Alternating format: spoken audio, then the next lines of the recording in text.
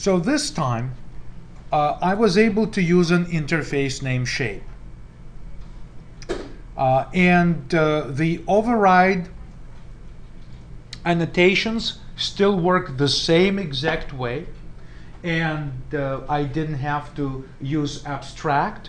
So interface is a formal definition of the type actually the object reference type that you can create. And so it's an alternative of an abstract class in case if you intentionally want to disable an addition of any data attributes to our shapes and any regular methods in the shape. Everything inside interface is abstract. Every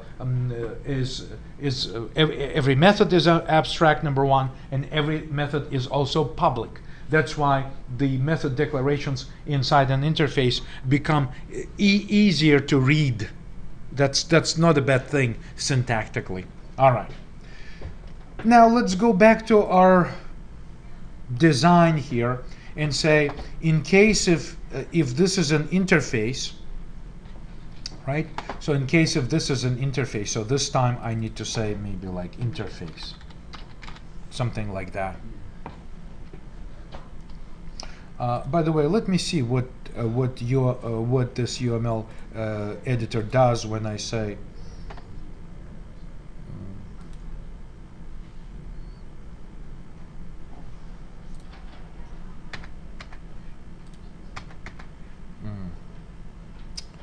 what's going on here?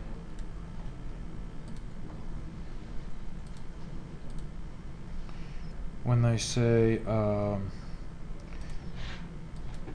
interface, I don't know. If I click, yeah, it's using those quotation marks. So I'll try to be consistent with this, and I'll just delete this.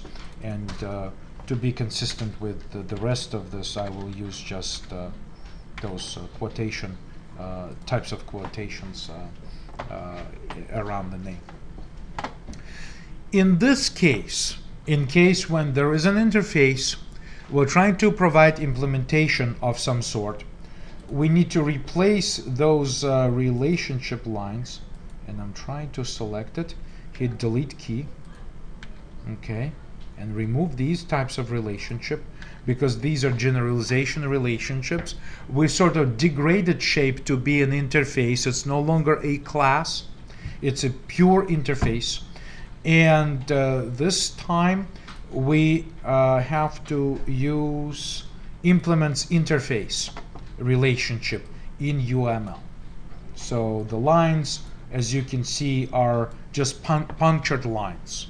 Instead of solid lines, they're punctured lines. That's just a difference in UML. But again, the overall idea hasn't changed a bit. There is a drawing. It contains collection of shapes, and when drawing will be sending messages to any shape in that collection, the calls will be dispatched to the appropriate objects. I mean the methods that are defined by the appropriate classes, and dynamic polymorphic behavior will be taking place at runtime. Perhaps because we have this drawing here, let's make sure that we also have it. So typically when you write code, it is not a good idea to code your main method to do those very specific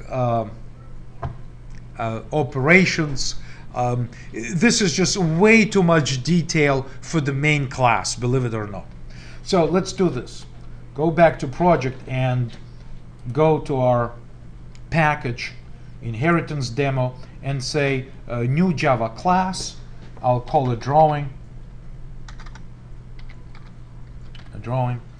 Say finish. Create this new class. Okay. And that new class drawing will be essentially a class to host the drawing. And if I show my main and drawing side by side,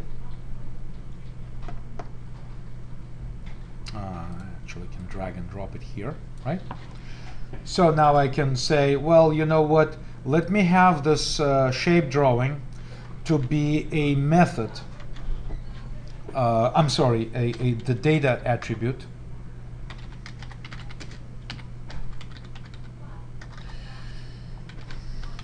Okay, the data attribute inside the drawing.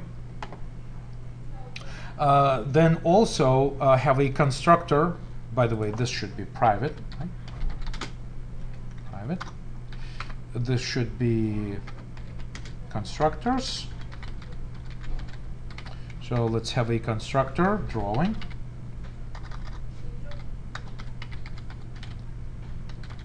Which takes integer size of the drawing. You can actually say, how about primitive size, the size of our primitives. And then, of course, say drawing, which is an array of shapes, equals new array of shapes, and specify the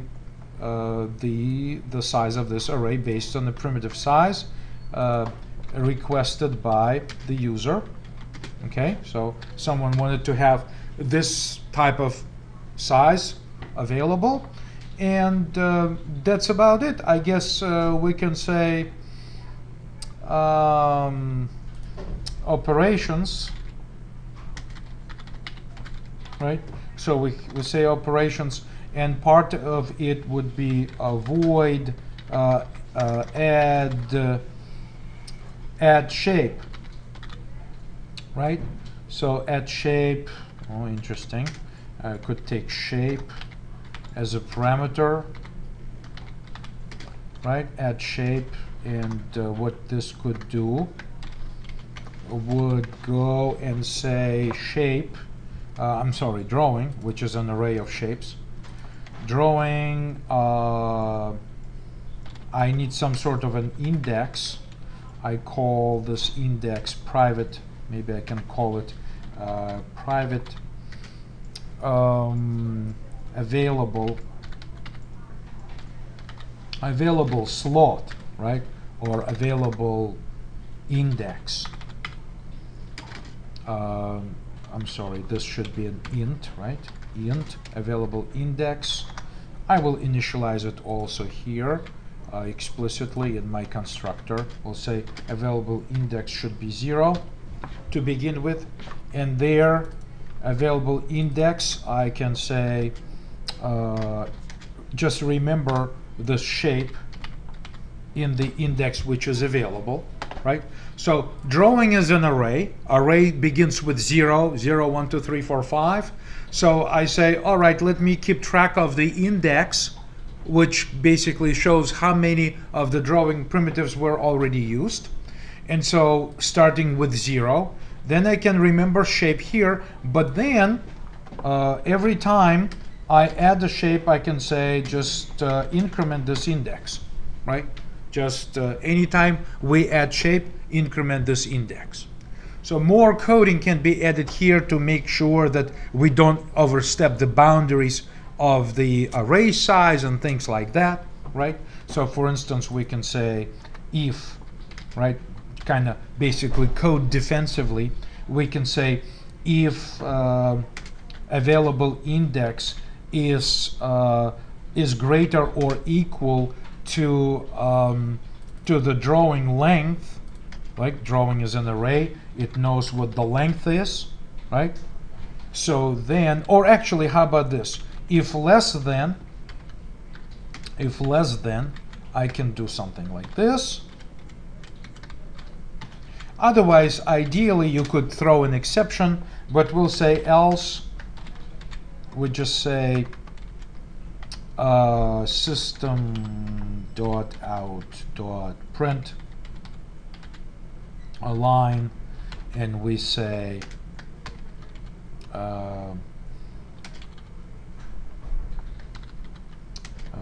error bad index, not enough space in drawing array. All right, so there's a bit of a lengthy message, but at least I keep track of, you know, like what is going on. So, you know, it's kind of, but it's defensive approach to say, you know, I have a drawing, it has this particular size, right? But they want to add another shape. I ran out of available references inside of my array, so if it's less, then okay. Otherwise, don't do anything, just print error message. Okay, so this is add shape. Now, how could I use this, right? So this is sort of like a possible approach to design. So let's make constructor public. I often forget those things, and make this operation also public, right? So, all right, so this is sort of like a minimum implementation of a class responsible perhaps for keeping track of drawing primitives. So then over here, what it could look like, you know, it could be this, drawing. And so this time drawing here, instead of being an array, becomes new drawing, right? And we'll say 7 primitives, right? So this we no longer need. And instead of drawing equals blah, blah, blah, we just say drawing add shape, right? And immediately say, let's have new circle added. So that would be perhaps the syntax to use, like this. So add shape, new circle, new rectangle. And we don't have to burden ourselves with all of these indices here. It's just, you know, a little bit better in terms of how generic it is, and so that it's more or less, you know, essentially more using more of an encapsulation.